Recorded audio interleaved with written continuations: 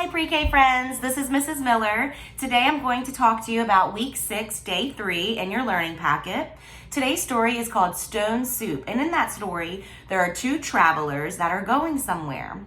And they have a problem and they have to try to come up with some solutions. So see if you can help them throughout the story to come up with some solutions to their problems. Around second 48 in the story, you guys can stop, and I want you to think about what was the traveler's problem at this point?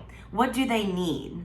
Think about some solutions. What could they try to do? What if they didn't have any money? What if they didn't have any restaurants that were near them? Okay, so see if you can answer those questions and come up with some solutions for the travelers, and you can send those to your teacher.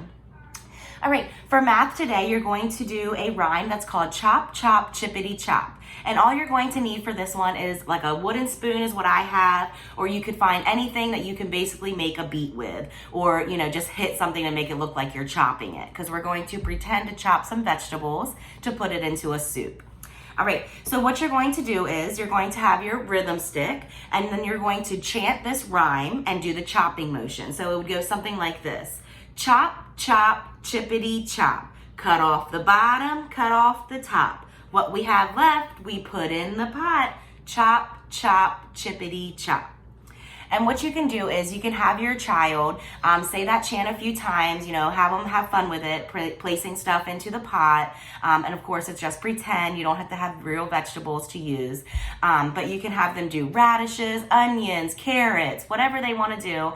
And to make it a little bit more challenging, you can have them chop it a certain amount of times. So if you say, okay, so now we're going to do the carrot. We're going to chop the carrot 5 times. So you're going to want to see your child go 1, 2, 3, 4, 5. And then, you can challenge them even more to have them do higher numbers and, stop wherever you feel comfortable. But continue to do that until, they really get bored with it. For English today, we're going to do something called snail speak. And what do we know about snails? Do we think that they're fast or are they slow?